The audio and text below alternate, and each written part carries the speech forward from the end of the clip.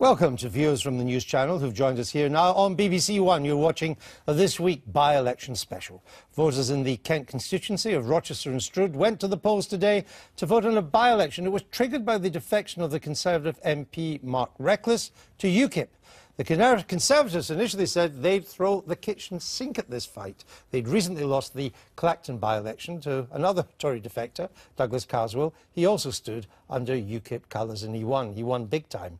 But the Tories' initial optimism at Rochester and Stroud has receded in recent weeks, with most people in Westminster expecting another UKIP win, giving them 2 MPs.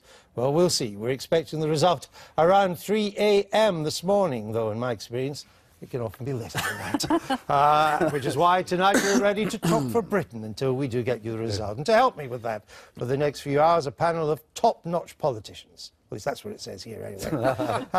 It's for you to judge. Ian Duncan-Smith, the Work and Pension Secretary, former Conservative leader for UKIP. Suzanne Evans, the party's Deputy Chairman. Labour fielded their Shadow Defence Secretary, Vernon Coker. And Brian Paddick is here for the Liberal Democrats. He was once a Deputy Assistant Commissioner of the Metropolitan Police in London. Welcome to you all. Thank you very much. Suzanne Evans, you feeling like a winner tonight? Yes, I do hope so. Mark needs to win this. He did a fantastic thing. You know, he recognised he couldn't represent his constituents while remaining in the Conservative Party. He stood down, he did the honourable thing. He deserves to win, and he deserves to win big. Why is it now such a struggle for the Conservatives? I don't preempt the result yet, but we have a pretty good idea what it's going to be. Why is it such a struggle for the Tories in a seat like Rochester and Stroud, which you won by almost 10,000 votes in 2010? Well, I think this particular circumstances, and we can't prejudge it, I don't know. You know, we could win it and turn these things on its head. I like to believe that'll be the case. You believe in the tooth fairy as well, do you? No, I was down there 6 times, but I think it's going to be a lot closer than people think. But anyway, that's by the by. We won't prejudge it. So I put it no higher than a struggle. Let's do that at the moment. Why is it such a struggle for the Tories to try to win a seat like this now? Well, I think there are circumstances here which make things slightly different. The first thing is that, as we saw in Newark, when UKIP stood and they didn't have an existing MP to pitch on, they didn't win the seat. We held that seat. That was the first, I think, by-election victory for a Conservative in government for something like 26 years. So we held that seat.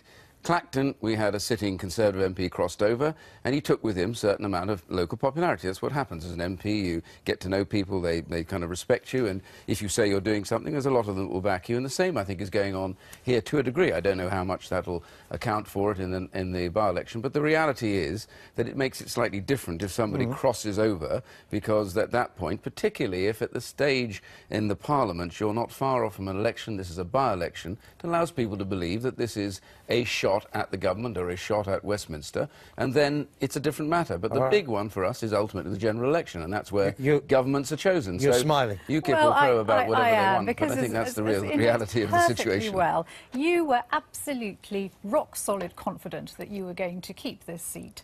Absolutely rock solid. As Andrew said, you threw the kitchen sink at it, and the kitchen sink hasn't worked. With respect, and now you're backtracking and saying... No, with respect, you don't fight elections other than to win them, and we're doing that, and I still believe we've every chance of doing it. But nonetheless, the reality is this is a by-election. This is not about selecting a government, and there is a big difference. And in 6 months' time, I think that is a different matter. But here's also the difference. It was pretty clear from the get-go that you had written off Clacton. And it was pretty clear that you thought, by you I mean your party, that you thought that Mr Carswell was going to win well in Clacton. Not just win, but win well. And of course that was reality. That was not what your party was saying from the get-go in this by-election. We were told, the Prime Minister said you were going to throw the kitchen sink, that you were going to fight to win, that cabinet ministers and MPs had to go there. You've been 6 times, I'm told, and so on. So isn't it even worse if, having done all that, you lose? Well, you say that, but honestly, let's get this in perspective. We fight that by-election to win, and we said that's what we were going to do. There was a certain amount of anger, because Mark Reckless, just before he crossed over, had actually been telling his own constituents, his own party, in the association, that he wasn't going. He had made absolutely clear, you know, he took some records with him, as I understand it, so there was a lot of bitterness in there about his behaviour before he left. So, you know, we were determined to win this. I don't resolve from this. You don't come into politics to fight seats to lose. You come in to fight to win, and that's exactly what we've done. I don't know what the result will be, but either way, this is a by-election. It is not a general election. No, that's a critical difference. I've got that point. Even